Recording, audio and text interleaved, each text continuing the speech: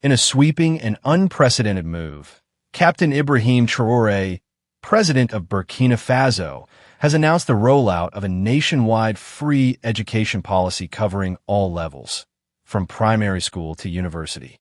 The bold declaration, made during a televised national address, is already being hailed as a transformative shift in West African education policy and a revolutionary act of social justice.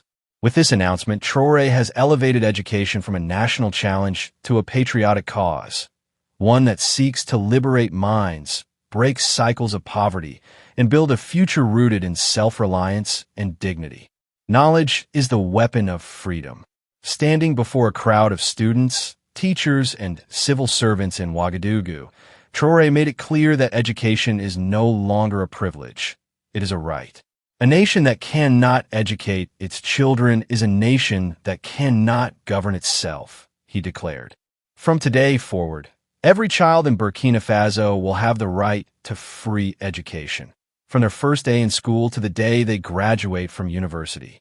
The announcement was met with thunderous applause, emotional testimonials, and viral excitement across social media. Hashtags like #FreeEducationBurkina and #TraoréVision quickly trended as students and parents shared their gratitude and hope. A radical departure from the past. Historically, access to education in Burkina Faso has been deeply unequal. Public primary schools were nominally free, but fees for uniforms, books, and exams often kept poor children out. Secondary and tertiary education, meanwhile, remained largely inaccessible to rural and low-income families due to high tuition fees, limited infrastructure, and deep-rooted systemic challenges. The result was a society where the elite sent their children to private schools and abroad, while millions of others dropped out early or never set foot in a classroom. Traoré's policy seeks to break that legacy for good. Funding the future. We'll invest in brains, not beg. A question immediately raised by critics and supporters alike was, how will this be funded? In response, Traoré offered a clear and unapologetic answer. The billions we once spent importing expired food, secondhand goods, and military hardware from foreign powers will now fund our schools, our teachers, and our future scientists. We will invest in brains, not beg for handouts. According to the Ministry of Education, the policy will be funded by a reallocation of national resources, cuts to non-essential government spending, and revenues from newly nationalized sectors, such as mining and agriculture. The government also plans to abolish school registration fees, provide free learning materials, and introduce student meal programs in rural schools to improve attendance and nutrition. Teachers at the center. Crucially, Traoré emphasized that teachers would be at the heart of this revolution. A new nationwide teacher recruitment drive has been launched, targeting tens of thousands of new positions with better pay, training, and housing support. No revolution is possible without teachers, he said. We will treat them not as expendable workers, but as the engineers of our national rebirth. This teacher-focused strategy is already being applauded by unions, many of whom have long protested low wages and overcrowded classrooms. University reform and expansion. The policy also includes a radical restructuring of the tertiary education sector. New universities are planned for each major region, with a focus on science, technology, agriculture, and Pan-African studies. Admissions will be expanded to accommodate tens of thousands more students, with full scholarships covering tuition, housing, and meals for those from disadvantaged backgrounds.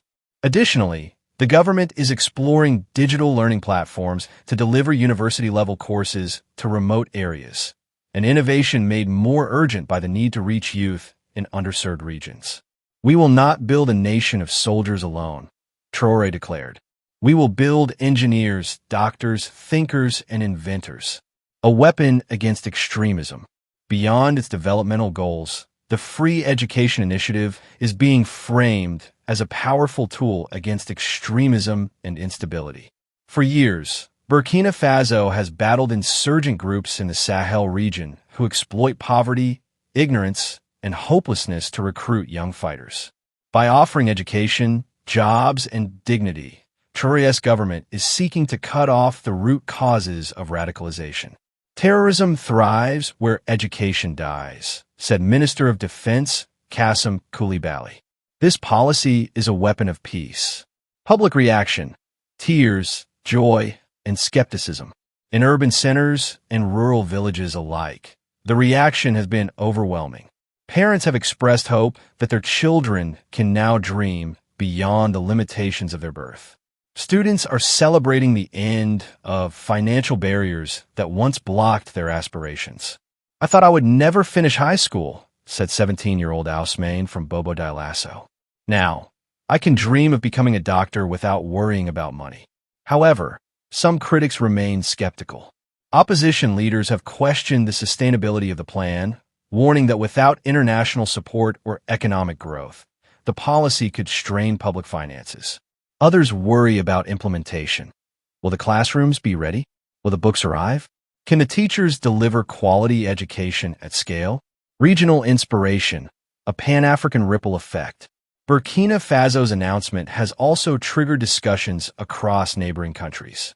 In Mali, Guinea, and Niger, nations that have similarly rejected Western influence and embraced nationalist leadership, civil society groups and student unions are calling for similar education revolutions. Social media users across Africa have praised Traoré, calling him the voice of the African youth and a leader who delivers, not just promises. Burkina Faso has lit a torch for the whole continent, said a Ghanaian education blogger. Now it's up to the rest of us to carry that light forward. With this declaration, Ibrahim Traoré has once again shown that he is not merely a transitional leader or military figure, but a man with a vision for structural change. By making education free and universal, he is redefining what it means to govern in the interest of the people. He is also challenging the narrative that poor African nations must wait for aid or approval before dreaming big. In his words, "We were told we are too poor to educate our children. I say we are too poor not to. Only time will tell if this massive undertaking will succeed. But one thing is certain. For millions of Burkinabe children, hope now has a classroom, and their future begins to